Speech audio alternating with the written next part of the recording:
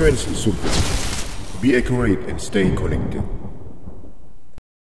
Charles G. Finney adalah tokoh pemimpin kebangunan rohani gelombang kedua di Amerika Serikat sekitar tahun 1800. Pria kelahiran New England tahun 1792 ini merupakan seorang yang berpandangan skeptis meski lahir di dalam keluarga Kristen Presbyterian.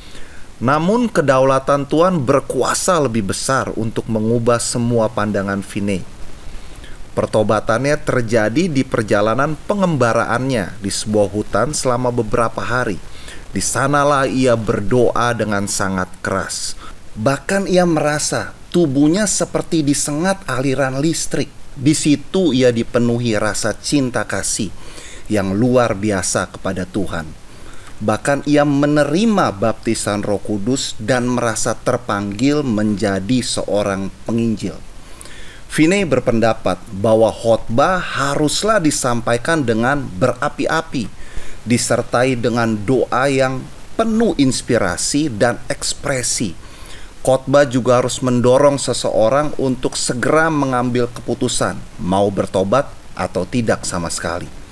Banyak orang yang mengatakan bahwa ketika Finney membuka mulutnya, ia seperti sedang membidik dengan senjata. Dan ketika ia berbicara, maka ia siap membombardir dengan firman.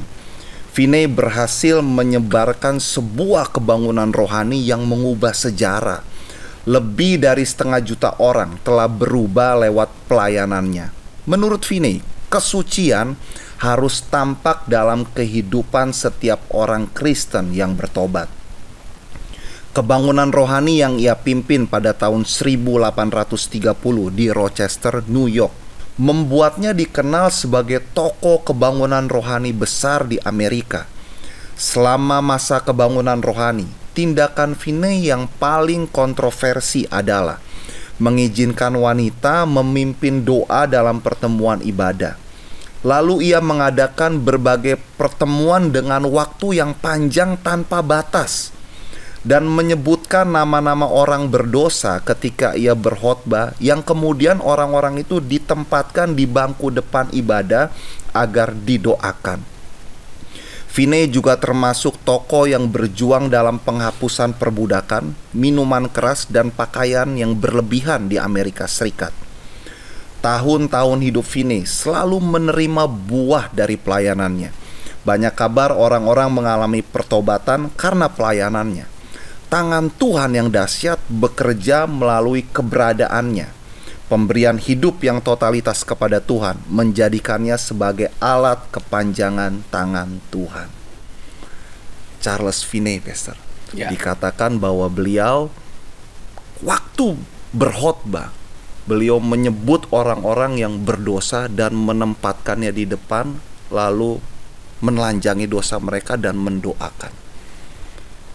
Bagaimana sebenarnya kondisi pada saat itu, Pastor? Karena banyak juga sekarang yang mulai meniru seperti itu, tapi akibatnya membuat syak banyak orang dan sepertinya mempermalukan orang yang berdosa. Apakah beda atmosfer pada saat itu terjadi dengan sekarang? Saya percaya kondisi dan keadaan yang sesungguhnya yang kita baca sekilas dari perjalanan hidup dan pelayanan Charles Finney ini yang disalahpahami oleh banyak orang di hari-hari ini. Iya. Saya percaya niat dan tujuan Charles Finney itu bukan untuk menelanjangi, mengekspos, mempermalukan orang-orang yang ada karena dosa-dosa yang mereka lakukan. Niatnya bukan itu ya, Pastor? Niatnya bukan itu. Dia mungkin memilih, dia mungkin memanggil orang-orang tertentu dengan karunia marifat. Ya, si A, si B, si C, ayo kamu maju ke depan. Nah, disitulah kemudian si A, si B, si C ini didoakan. Bukan untuk dipermalukan, bukan untuk kemudian diekspos dosa-dosanya di hadapan umum. Karena saya mendapati ada orang-orang tertentu yang katanya bergerak dalam pelayanan kenabian. Iya. Lalu kemudian mereka juga bergerak dalam karunia marifat. Mereka memanggil nama orang. Lalu kemudian di hadapan banyak orang dengan menggunakan mic dan pengeras suara, pakai tanda kutip, dibongkarlah dosa-dosanya. Iya. tentu saja hal tersebut mengakibatkan orang yang bersangkutan atau mungkin orang-orang lain yang berkaitan akan menjadi syak. Iya. Karena buat mereka atau buat kita sebagai manusia, Tuhan saja ketika menegur kita, dia lakukan secara pribadi. Dia tidak menegur untuk kemudian diekspos dan dipermalukan di hadapan banyak orang. Karena otomatis itu akan merusak jati diri kita juga. Jadi sebenarnya sedikit bertentangan dengan sifat Tuhan ya, Pastor. Iya. Nah, seringkali hal itu dilakukan oleh orang-orang yang pakai tanda kutip diurapi, dipakai Tuhan, tapi punya gambar diri yang buruk. Diurapi, dipakai Tuhan, tapi masih punya gambar diri yang buruk. Betul, karena kita tidak bisa pungkiri, orang-orang yang dipakai Tuhan itu belum tentu sudah 100% bersih, murni, bersih dari luka dalam batinnya.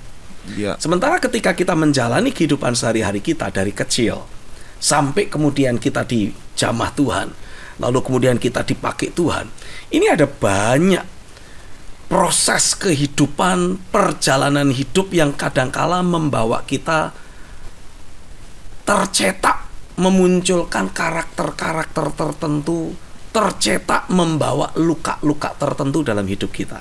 Saya kasih contoh. Saya percaya sekeras apapun proses pembentukan, proses pengalaman hidup yang dialami oleh seseorang, ketika dia dipanggil Tuhan masuk dalam pelayanan, dia harus betul-betul dicetak menjadi sosok pribadi, sosok individu yang berbeda. Tidak boleh manusia lama itu terus mengikuti dia. Dia dulu boleh menjadi pribadi yang keras, tapi ketika mengalami jamahan Tuhan, dan kemudian Tuhan memproses, membentuk, mempersiapkan dirinya untuk masuk dalam pelayanan, sebelum Tuhan utus dalam pelayanan, dia ini harus dipastikan sudah pulih, sudah sembuh dari semua luka, dari proses pembentukan dunia ini, sehingga yang muncul karakter Kristusnya, bukan keberadaan pribadi manusiawinya yang lama. Iya. Nah, sementara kan apalagi di era instan dan digital seperti sekarang, siapapun bisa bikin konten dan bisa laku. Iya. Artinya apa? Siapapun bisa mulai mengambil podium untuk mencoba mempengaruhi orang dengan kata-katanya, tanpa orang perlu tahu bagaimana kondisi hidupnya. Iya.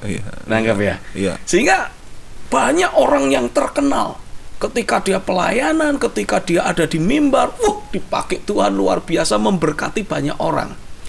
Tapi ketika orang-orang itu mengamati kehidupan sehari-harinya, kehidupan sehari-harinya malah jadi batu sandungan.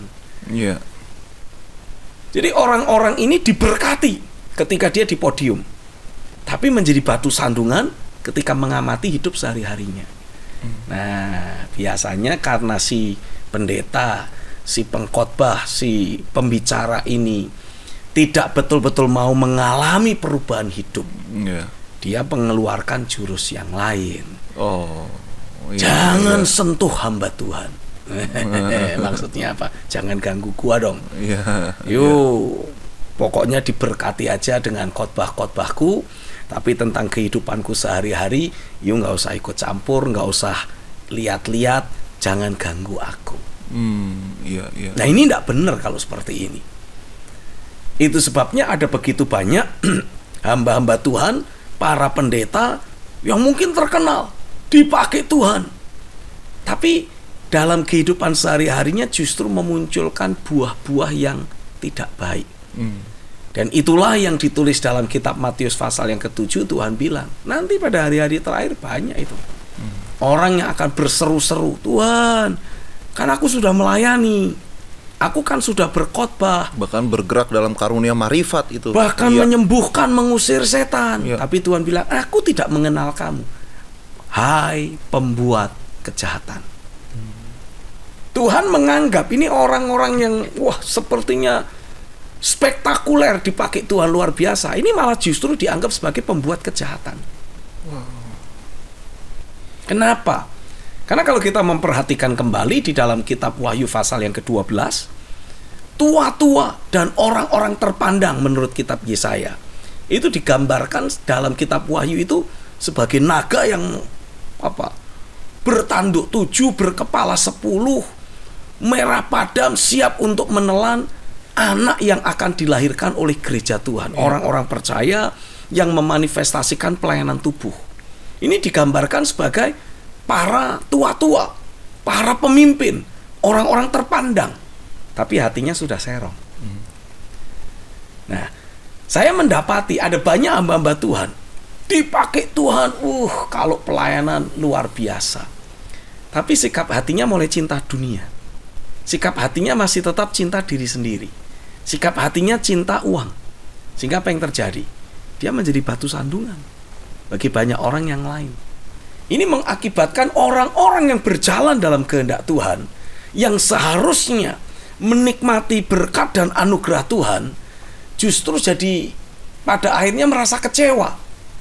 Karena orang yang awalnya dia ingin ikuti, dia ingin contoh, karena sudah memberkati hidupnya, ternyata justru menjadi batu sandungan. Membuat orang-orang yang seharusnya berjalan dalam kebenaran jadi berbalik dari kebenaran itu. Ya.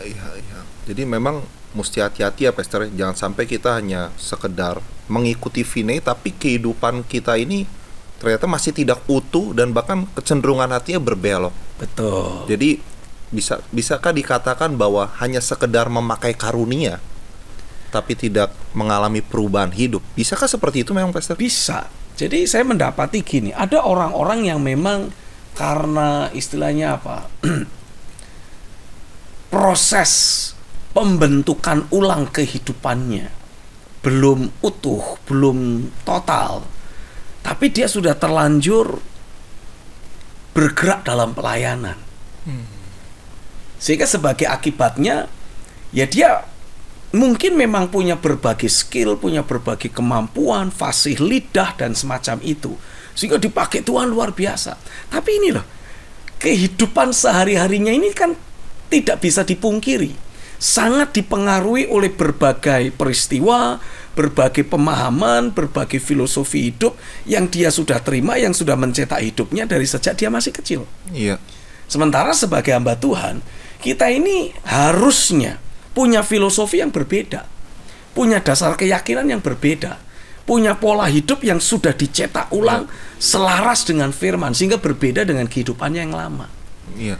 Nah, banyak orang yang tidak cukup matang, istilahnya prosesnya ini belum sampai matang, dan sudah diangkat duluan, sudah memproklamirkan diri dalam pelayanan duluan.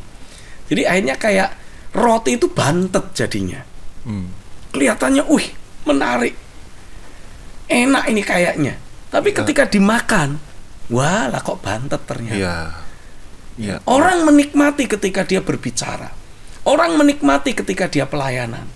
Tapi setelah pelayanannya itu loh, kan orang nggak mungkin 24 jam pelayanan. Pelayanan paling kalau kita konotasikan pelayanan itu sebagai aktivitas di di mimbar, di podium, paling 2 jam, paling 3 jam. Nah, sisa hari yang lain, sisa waktu yang lain, kehidupan sehari-hari kita lah yang akan muncul. Bagaimana kita berinteraksi dengan orang, bagaimana kita memposisikan diri kita, bagaimana kita berinteraksi dengan Tuhan, bagaimana kita mempergunakan waktu. Itu semua mempengaruhi bagaimana kehidupan sehari-hari kita akan memanifestasikan Kristus atau hanya sekedar memanifestasikan keakuan kita. Dan ini yang harus diwaspadai. Ini yang harus dipastikan sudah tuntas, sudah bersih, sudah tahir, sudah dicetak ulang 100%. Sehingga kita bisa berkata seperti Paulus, aku hidup tapi bukan aku yang hidup, Kristus yang hidup di dalamku. Ada proses yang sebenarnya tidak pendek ya Pastor ya. Yang memang harus kita jalani sebagai proses pembentukan tangan Tuhan itu. Betul. Dan Pastor, ini kan menariknya bagaimana Tuhan membentuk Charles Finney ini Pastor, sampai perkataannya itu begitu tajam, dan bahkan kalau dia berkhotbah itu sepertinya tidak ada waktu. Tidak ada waktu yang membatasi. Ya. Begitu. Nah, sangat inspirasional, bahkan dia katakan harusnya berkhotbah itu berapi-api. Ya. Gitu. Nah, kan repot Pastor kalau beliau ada di zaman sekarang terus diundang khotbah. Wah, itu jam gedung bisa molor panjang, Pastor. Tapi maksudnya begini, Pastor. Apa yang membuat Charles Finney itu bisa mengeluarkan statement seperti itu, dan memang ia berlaku seperti itu ketika ia melayani? Saya percaya Charles Finney ini seorang hamba Tuhan yang membangun persekutuan pribadi dengan Tuhan itu dengan kuat.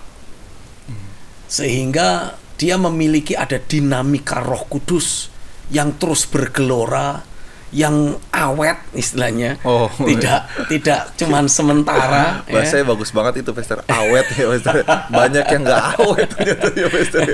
Iya. Ya, ada banyak orang yang di awal dia melayani, khususnya ketika sebagai seorang pengkhotbah. Iya. Di awal dia berkhotbah, menyala-nyala, meluap-luap. Tapi cuma 5 menit pertama, 10 menit pertama. Setelah itu sisanya 1 jam penuh, ya nggak awet. Iya. Nah, saya percaya Charles Finney ini bukan cuma manusia rohnya yang kuat, tapi secara physically dia juga pribadi yang prima.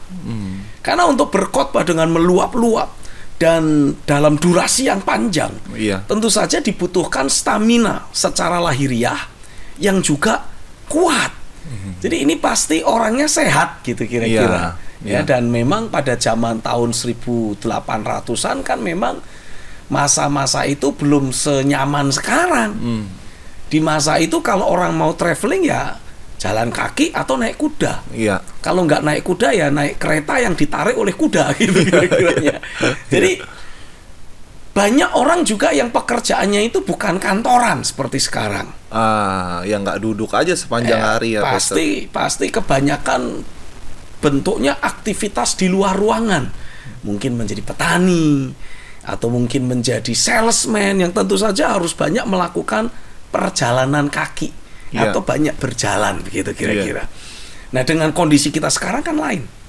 Kita kebanyakan cuma duduk ongkang-ongkang di dalam sebuah ruangan ber-AC. Keringetan aja jarang. Sangat jarang. Iya. Karena kan penuh AC. Minum jadi airnya sedikit karena nggak berkeringat, tidak merasa haus, tapi sebetulnya tubuh kita membutuhkan asupan air yang cukup banyak. Nah, yang diminum juga bukan air putih lagi, air yang berwarna dan berasa. Ini membawa efek yang lain untuk membuat kondisi fisik kita tidak bugar sebetulnya. Udah gitu jarang olahraga. Nah, itu masalah selanjutnya itu. Iya.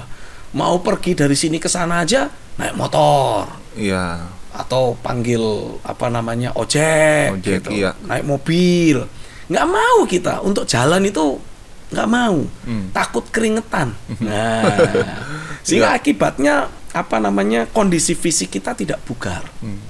Tapi Charles Finney ketika dia berkhotbah meluap-luap, menyala-nyala, itu artinya kan butuh tenaga yang melimpah. Butuh kondisi fisik yang sehat, yang bugar. Apalagi tadi Gideon membaca dia itu berkhotbah tanpa batasan waktu. Waktu saya baca ini sih saya keinget Pastor Stephen. Saya masih tahu waktu lah, walaupun kadang-kala agak terabas-terabas. 5 menit ya Pastor Stephen, 2 jam lah gitu kan. Tapi maksudnya begini, Pastor, itu kan menguras tenaga, menguras energi. Gitu. Apa memang ada faktor lain? Maksudnya selain kita kesehatan tubuh ya tentunya persekutuan dengan Tuhan. Apa ada teknik-teknik tertentu, Pastor? Sebetulnya bukan teknik, tapi lebih merujuk kepada bagaimana kita terus menerima dari Tuhan pada waktu kita bersekutu dengan Dia. Itu kuncinya ya, Pastor? Karena kalau kita mau berbicara dalam waktu yang panjang, kan artinya kita butuh banyak materi. Kita butuh banyak, istilahnya pelurunya harus banyak nih. Kalau kita nggak punya peluru yang banyak, tidak punya pemahaman yang luas, tentu saja kalau kita menyampaikan sesuatu ya paling 1-2 menit, 5 menit, 10 menit, 15 menit selesai sudah. Nah, kalau kita pengen berbicara tapi panjang, Ya jangan sampai berbuih-buih doang. Ya. Dalam arti kata banyak kata-kata tapi kosong, tidak ada makna. Nah, kita harus banyak kata-kata tapi juga punya makna yang mendalam. Iya. Kan ada itu orang wah ngomongnya panjang tapi ngalor ngidul ndak karuan.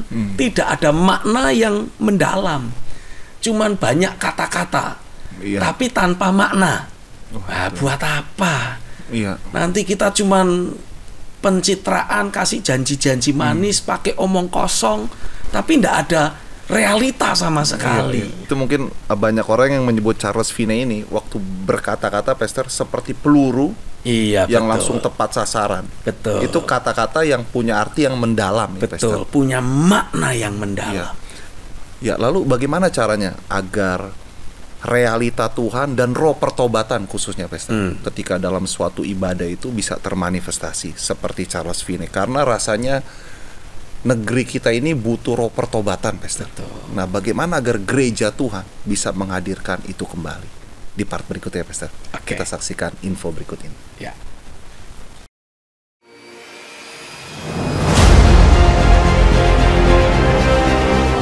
Apa itu bahasa roh sesungguhnya? Dan apa fungsinya bagi kita?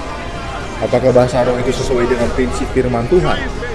Atau bahasa roh itu harus berteriak-teriak, memukul benda tertentu atau melompat-lompat hingga lepas kendali?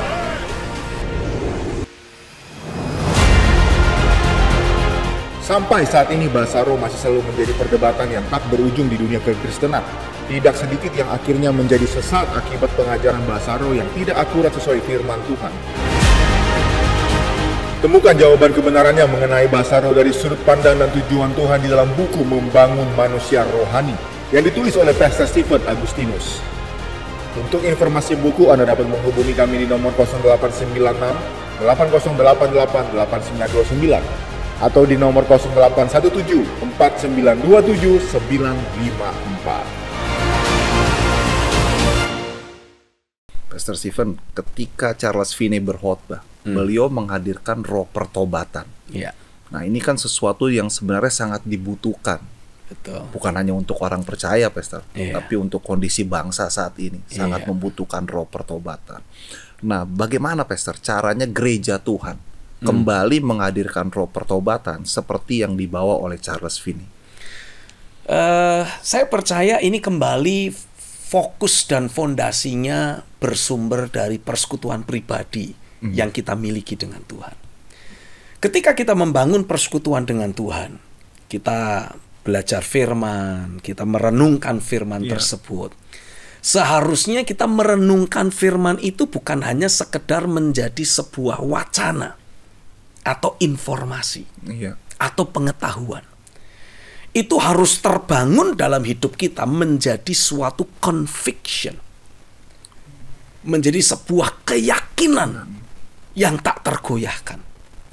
Nah, saya percaya ketika Charles Finney berkhotbah, wah, kata-katanya tajam, akurat, seperti peluru yang ditembakkan. Karena yang dia bagikan adalah conviction yang dia terima dari Tuhan. Bukan cuma informasi. Seringkali banyak para pendeta kalau berkhotbah itu membagikan informasi, membagikan pengetahuan, memberi wacana. Ya ndak salah sih. Tapi seperti yang tadi Gideon bilang, kita ini butuh, gereja Tuhan itu butuh adanya roh pertobatan. Tapi bagaimana kita bisa menghadirkan roh pertobatan? Wong, kalau kita bicara cuman informasi, tidak ada conviction dalam diri kita. Kita sebagai para pembicara harus belajar menyadari lebih penting membagikan conviction. Informasi bisa dicari sendiri. Wacana bisa dibaca di mana-mana. Pengetahuan data-data detail-detail kita bisa suruh jemaat baca sendiri. Tapi kalau conviction ini nggak bisa. Ini harus ditularkan. Itu beda lagi ya, Pastor. Ini dimensi yang lain. Conviction tidak bisa disuruh untuk orang baca, nggak bisa. Ini harus ditularkan bentuknya. Ini yang Charles Finney punya ya, Pastor ya. Ini yang Charles Finney lakukan. Dia membawa conviction dalam hidupnya. Lalu dia tularkan kepada para pendengarnya. Saya kasih contoh sederhana deh. Katakanlah saya ini lagi sakit hati. Sakit hati dengan seseorang. Lah, kita ngomong aja lah sama Pak Mario. Iya. Karena dia yang selama ini jadi kameramen kita. Iya. Marah besar saya, sakit hati sama dia. Sementara Gideon nggak ada sakit hati apa-apa sama dia. Tapi kita ketemu nih, lalu kita ngobrol. Sementara saya lagi ngobrol, kita bicara ABCD, nyerempet tentang Mario. Iya. Nah, otomatis semua rasa sakit hati saya kan seperti mendapat kesempatan untuk meluap keluar. Iya. Ini conviction saya ini. Brol keluar semua. Biasanya apa yang terjadi? Iya, ikut-ikutan. Ikut ketularan. Jadi tidak suka dengan Mario. Iya. Awalnya dia tidak kenapa-kenapa dengan kamu juga nggak kenapa-kenapa dengan dia. Tapi gara-gara conviction yang saya tularkan, kamu jadi ketularan, tidak suka. Jadi conviction itu sebenarnya membawa berbagai dimensi roh ya, Pastor. Yes. Charles Finney belajar firman. Dia mendapati ada banyak aspek dalam hidupnya yang tidak akurat. Dan dia diyakinkan dengan kuasa roh. Diyakinkan oleh kuasa firman, oleh pewahyuan firman itu untuk dia bertobat. Nah, conviction pertobatannya itulah yang ketika dia bagikan dalam khotbah-khotbahnya menular ke jemaat. Nah, zaman sekarang kenapa banyak pendeta tidak mau membagikan conviction yang dia punya? Karena saya mendapati begini. Ketika ada pendeta-pendeta membagikan conviction yang dia punya, bukan cuma informasi, bukan cuma data dan pengetahuan, ini ada banyak jemaat yang kemudian melakukan resistensi. Loh, jangan paksa kami dong. Kami juga punya keyakinan sendiri. Jangan sudutkan kami dong. Wah, lalu kalau ada orang-orang yang seperti itu yang membagikan conviction, ini di counter kembali, ditentang kembali dengan mengatakan apa? Ini kehendak bebas manusia. Jangan praktek sihir dalam gereja. Kan larinya ke sana juga. Melanggar hak asasi manusia. Melanggar hak asasi manusia. Nah, dasarnya ada juga pendeta-pendeta yang pengennya menyenangkan banyak orang. Ada lagi istilah, Pastor, tidak demokrasi. Jadi ada pendeta-pendeta yang cinta demokrasi. Tidak mau terlalu menyudutkan orang. Padahal kalau kita belajar di dalam Alkitab, dengan kita membagikan conviction yang kita miliki, memang suka tidak suka orang itu seperti disudutkan untuk harus ambil keputusan. Seperti yang Charles Finney lakukan. Mau bertobat atau tidak? Bertobat atau enggak? Iya. Harus ambil keputusan. Nah, ketika kita membagikan conviction, kita ini sedang mulai mempengaruhi, merusak dasar berpikir yang selama ini keliru, untuk kemudian dimasukkan dasar berpikir baru, supaya dia mengambil keputusannya selaras dengan firman. Nah, permasalahannya ada orang-orang tertentu yang memang memiliki karakteristik berpikir, logika, yang mungkin memang agak sedikit, pakai tanda kutip, bandel. Jadi ketika apa yang selama ini menjadi filosofi hidupnya mulai ditentang, dia bereaksi melawan. Ada orang-orang seperti itu. Nah, ini kalau digambarkan dalam Matius pasal 13 ini seperti tanah hati pinggir jalan. Sudah ditaburi firman tapi nggak bisa tumbuh apa-apa. Akhirnya apa yang terjadi? Benih firman itu dicuri oleh iblis. Sehingga tidak ada perubahan apapun dalam hidupnya. Nah, Tuhan tidak mau ada orang-orang yang punya tanah hati seperti pinggir jalan. Karena apapun yang kita tabur jadi sia-sia. Ikut seminar ini, ikut training itu, ikut KKR ini, ikut ibadah ono, percuma saja. Karena dia hanya mau menerima apa yang dia sukai. Apa yang menurut dirinya, apa istilahnya, menguntungkan, begitu kira-kira. Tapi kalau mulai menuntut ada perubahan hidup, penyalipan daging, terus apa lagi, menyalipkan keakuan. Wah, ini mengganggu semua ini buat dirinya. Iya. Contoh kalau sudah kebiasaan, ya contoh katakanlah ada salah satu oknum PNS gitu kira-kira, udah biasa korupsi, ikut ibadah, di situ dicoba diyakinkan untuk hidup hanya dari gajinya saja. Wah, dia mikir, wah nggak cukup hidupku. Nah, apa yang terjadi? Ketika dia mulai berlogika, dia mulai membangun pikirannya sendiri. Kalau cuma dari gaji, gua kagak cukup. Nggak bisa hidup enak, nggak bisa ganti HP, nggak bisa beliin anak-anak mainan. Jadi akhirnya dia mulai berargumentasi di dalam dirinya. Tapi percayalah, ketika kita mulai berargumentasi dengan firman Tuhan, kecenderungan manusia akan memenangkan pikirannya sendiri, menolak suara Tuhan. Beda kalau sebagai jemaat, kita memiliki hati yang lembut, yang membuka diri untuk mau menerima setiap suara Tuhan yang datang. Ini lain ceritanya. Pasti akan membawa perubahan dalam hidup kita. Karena ketika kita membagikan conviction yang kita miliki, keyakinan yang kita miliki, orang yang mendengar punya tanah hati yang baik, dia akan mudah diyakinkan. Jadi ketika dia diyakinkan, pengambilan keputusannya pasti akan jadi berbeda, jadi berubah, selaras dengan firman yang meyakinkan dirinya. Iya, jadi pendengar pun harus ada bagian yang dilakukan ya, Pastor. Pasti. Iya, membuka hati agar tanah hatinya ini gembur ya, Pastor. Betul, menjadi tanah hati yang baik. Karena kalau tanah hati berbatu-batu, ini artinya proses argumentasi dan berpikir dalam dirinya belum selesai. Oh, ya. Sehingga firman itu tidak bisa berakar. Ya tumbuh sih tumbuh, tapi tidak bisa berakar. Nanti begitu ada tantangan dikit, tuh kan? Ya. Nah, akhirnya nyalain gitu. Tuh kan? Harusnya ndak kayak gitu. Coba kalau saya seperti waktu dulu, saya ndak perlu ngalami begini, begitu, begini, begitu. Iya.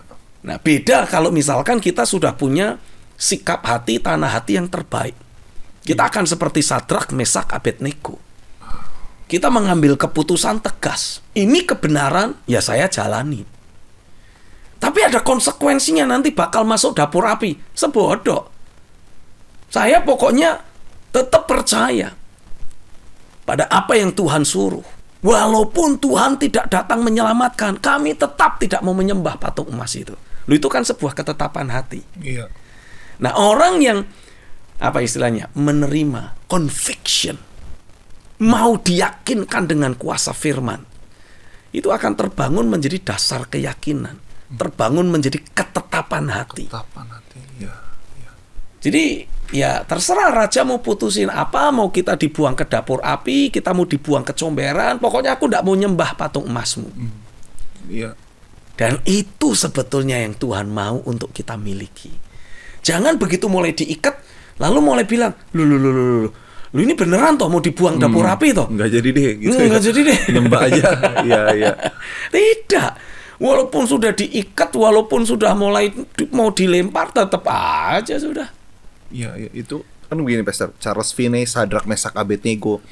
Kelihatannya kan secara sekilas gambarannya itu orangnya sepertinya kayak kaku-kaku gitu, Pastor. Iya. Maksudnya kayak lurus-lurus, lempeng, dan seperti jadi pribadi yang cukup tegas. Iya. Nah, bagaimana orang mau bisa dirangkul, Pastor, terhadap pribadi-pribadi yang modelnya seperti ini, Pastor? Saya percaya orang-orang model Charles Finney, orang-orang model Sadrak, Mesak, Abednego ini sebetulnya orang-orang yang lembut hati. Iya. Saya ini sebetulnya pribadi yang sangat lembut hati. Tapi kalau sudah bicara kebenaran, nah itu dia. Wah. Charles Finney, Sadrak, Mesak, Abednego kalau sudah bicara kebenaran sudah jadi batu karang. Tapi pada dasarnya pribadi yang sangat lembut hati. Iya. Sehingga ketika kita berinteraksi dengan orang, ya kita terus menunjukkan kelembutan kita. Apalagi ketika berinteraksi dengan Tuhan. Oh, itu sikap hatinya sudah sangat terbuka dan lembut sekali. Iya. Tapi kalau mulai berbicara tentang hal-hal tertentu dalam hidup kita, yang mulai bersinggungan dengan prinsip kebenaran atau pemahaman firman yang Tuhan beri. Nah, ini sifatnya sudah saklek, tidak bisa ditolerir, tidak bisa ditekuk-tekuk lagi. Iya. Kira-kiranya seperti itu. Tapi kita harus belajar paham. Ada, pakai tanda kutip, kebenaran yang sifatnya fleksibel. Kebenaran yang sifatnya fleksibel. Tapi ada juga kebenaran yang sifatnya kaku. Udah nggak bisa nggak? Saya kasih satu contoh. Ini kebenaran yang sifatnya kaku, suka tidak suka, inilah kenyataannya. Ya yuk nggak boleh, nggak boleh jatuh dalam perzinahan. You harus hidup dalam kekudusan. Itu udah fix. Itu sudah fix. Ya, ya. Tidak bisa ditawar-tawar. Istri ya satu saja. Jangan punya cabang di mana-mana. Iya. Perselingkuhan itu tidak pernah membawa kebaikan. Iya. Selalu akan menghadirkan neraka dalam hidup kita. Jadi itu sudah pasti sifatnya. Ya, istri satu, yang resmi juga nggak boleh dua ya Pastor. Iya, tetap yang satu. harus Ya. tetap satu. Okay. Tuhan itu cuma memberi Hawa untuk Adam. Ya. Bu Hawa itu satu-satunya istri Adam. Iya. Ya, Tuhan tidak menciptakan ada Bu Sinta Iya. selain Bu Hawa, cuman satu aja Hawa. Jadi kita Iya. juga sama, tidak boleh cari yang lain. Iya. Ya, Tuhan memberi Adam itu Hawa.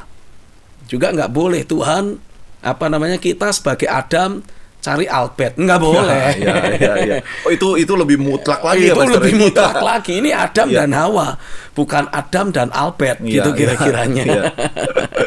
Dan Hawa satu saja sudah Hawa, bukan Hawa plus Sinta, Iya. plus Nita, itu enggak. Nah, jadi dalam hal ini ya ada prinsip-prinsip kebenaran yang sifatnya mutlak.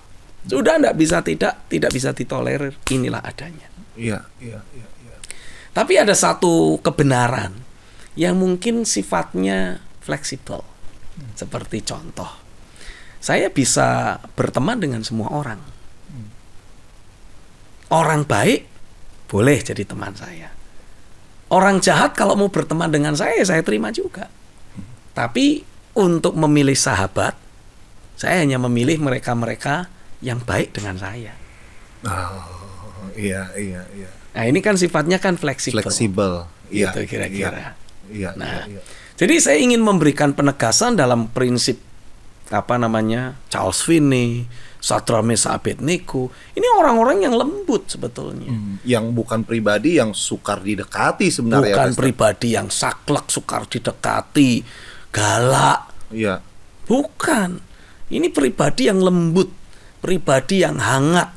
Tapi kalau sudah berbicara tentang kebenaran hakiki, wah itu sudah saklek, tidak bisa ditolerir. Iya. Apakah sikap itu juga berkaitan dengan cara Tuhan mempertobatkan Charles Finney juga, Pastor? Pastor jangan dijawab dulu. Setelah info berikut ini, Pastor. Oke. Setelah berikut ini. Bagaimana mengaplikasikan firman di dalam keluarga, pengelolaan keuangan, pekerjaan, kehidupan pribadi, dan sebagainya? Tidak perlu bingung lagi sebab Pastor Stephen Agustinus telah menuliskannya dengan sangat detail di dalam buku Panduan Kehidupan Akurat. Ada 9 area penting dalam kehidupan yang harus kita selaraskan sesuai dengan firman.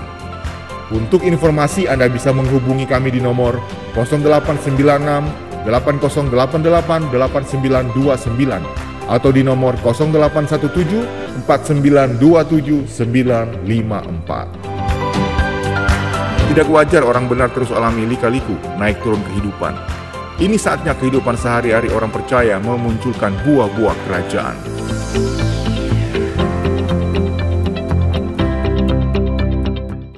Iya, baik Pastor. Charles Finney ini kan orang yang skeptis dulu dikatakan, yang sepertinya juga yang menentang prinsip kebenaran, orang yang keras kepala ini, Pastor. Tapi mengalami perjumpaan dengan Tuhan, dilawat oleh Tuhan dengan luar biasa, beliau berubah. Iya. Nah, apakah ini juga berkaitan sikapnya Charles Finney itu juga berkaitan dengan pertobatan masa lalunya dia, Pastor?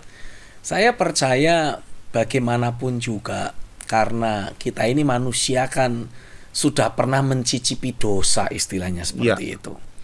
Sehingga cangkang kita ini, keberadaan manusia kita ini, ya tentu saja membawa karakteristik yang berbeda satu sama lain.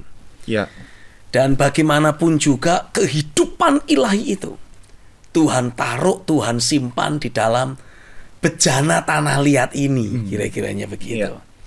Ya tentu saja pasti masih ada ya bau-bau bejana tanah liat itulah. Meskipun bau keharuman Kristusnya tetap harus lebih kuat, lebih kuat. Dan saya percaya para hamba Tuhan yang satu dengan yang lain memunculkan karakteristik yang uniknya. Ya karena mereka masih membawa kehidupan ilahi itu di dalam cangkang bejana tanah liat ini. Hanya sekali lagi bagaimanapun juga kita tetap harus memanifestasikan Kristus, kehidupan yang ilahi, terlepas dari cangkangnya kayak apa. Terlepas dari bejana tanah liatnya model bagaimana, ini manifestasi Kristus harus tetap bertambah nyata, dan itulah yang harus menjadi fokus kita. Jadi jangan kita jadikan sebagai alasan. Kalau kita ini dulu orangnya keras, maka ketika kita ada dalam pelayanan kita juga keras. Ya, enggak boleh begitu. Karena kita ini kan harus merepresentasikan keberadaan Bapa. Karena memang banyak juga kan pastor yang berkata seperti itu, bahwa ya saya dari dulu memang sebelum bertobat juga udah begini. Setelah bertobat ya begini juga, karakternya terbawa. Begininya akan dipakai Tuhan. Itu nggak bisa ya pastor dijadikan alasan ya. Kalau memang kita ingin dipakai Tuhan secara maksimal, ingin dipakai Tuhan secara efektif, ya kita harus menyerahkan bejana tanah liat ini untuk betul-betul dicetak ulang oleh tangan Tuhan, sehingga kita bisa merepresentasikan keberadaan Tuhan secara akurat juga. Tidak ada keberadaan kitanya yang masih terus menonjol. Perhatikan aja Yesus. Yesus adalah gambaran dari anak yang sempurna. Yesus berkata, aku tidak bisa berkata-kata kalau tidak mendengar Bapa berkata-kata. Dan apa yang dikatakan Bapa itu yang anak katakan.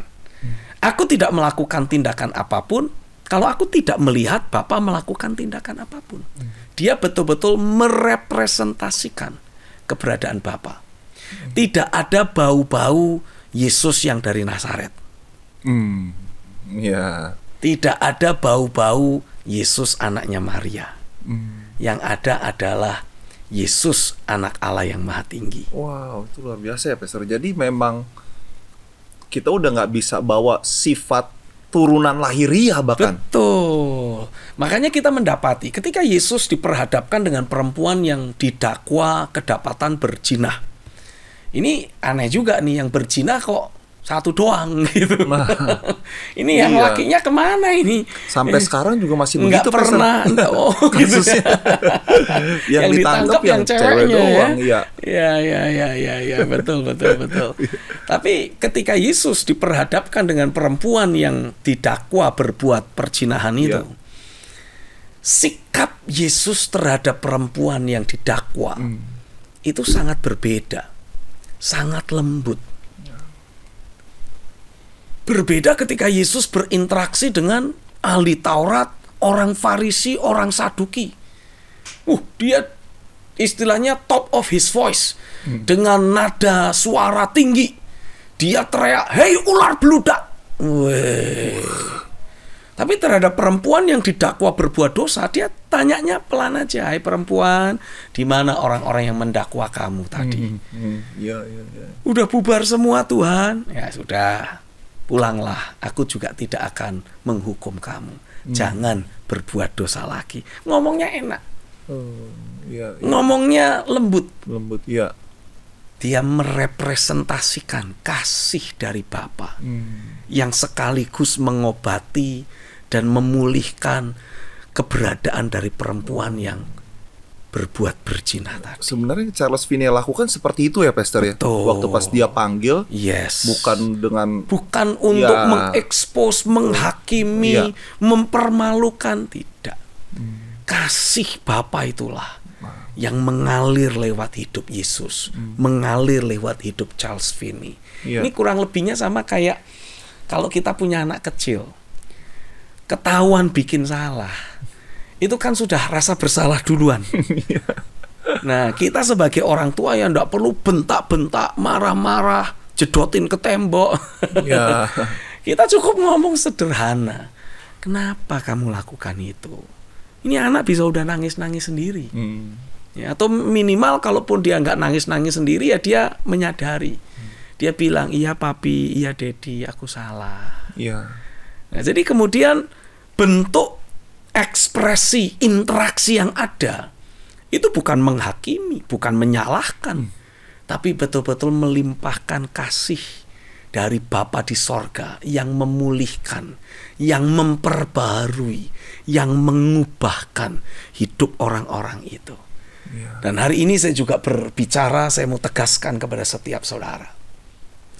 Ketika engkau menyadari ada kekeliruan, ada ketidakakuratan dalam hidupmu, Roh Kudus menegur, Roh Kudus menyadarkan engkau. Sadarilah, dari sorga Bapa sedang melimpahkan kasih-Nya kepadamu.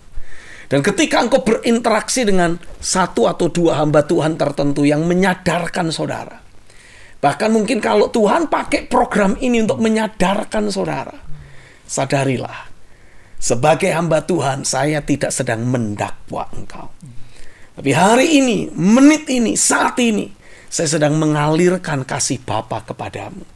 Dan saya berdoa, biarlah kasih Bapa yang Dia alirkan lewat program ini betul-betul menjamah hidupmu, menyadarkan engkau akan kekeliruan, ketidakakuratan, kesalahan, dan dosa-dosamu. Dan engkau mulai menikmati ada roh yang bertobat. Engkau menyadari ada hal yang benar yang harus engkau lakukan, dan engkau ambil keputusan untuk meninggalkan yang salah dan melakukan yang benar. Dan aku berdoa di dalam nama Yesus, tidak ada lagi dakwaan dari si jahat. Tidak ada lagi rasa bersalah, rasa tidak layak, rasa-rasa negatif tersingkir keluar dari hidupmu.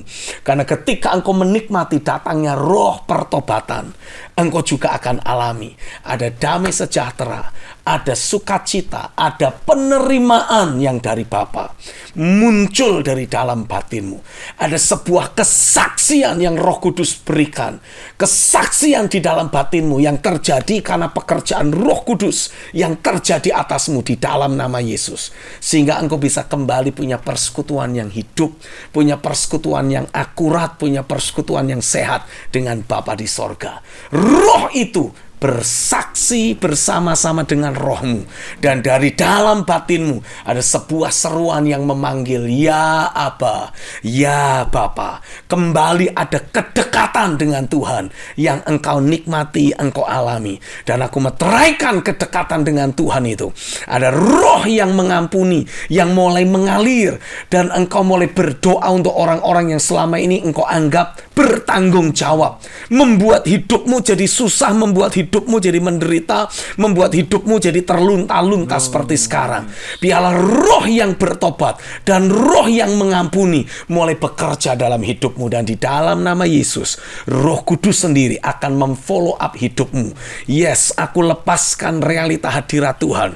Aku lepaskan realita kasih Bapa untuk menjangkau, menjamah, mengubahkan, memperbaharui, memulihkan, dan sekaligus membangun ulang hidupmu, sehingga engkau kembali hidup sebagai anak yang dikasihinya. Engkau kembali menjalani kehidupan sehari-harimu sebagai anak yang taat, yang merepresentasikan keberadaan Bapa. Terjadilah di dalam nama Yesus. Yang percaya sama-sama katakan amin, amin, amin, amin. Haleluya. Baik pemirsa, biar apa yang menjadi doa Pastor Stephen tadi terus memberikan kesadaran akan realita Tuhan. Bahkan setelah program ini selesai, realita hadirat Tuhan terus terjaga dalam batin dan pikiran kita, pemirsa yang ada. Sampai jumpa lagi di dalam frekuensi sorga. Be accurate and stay connected.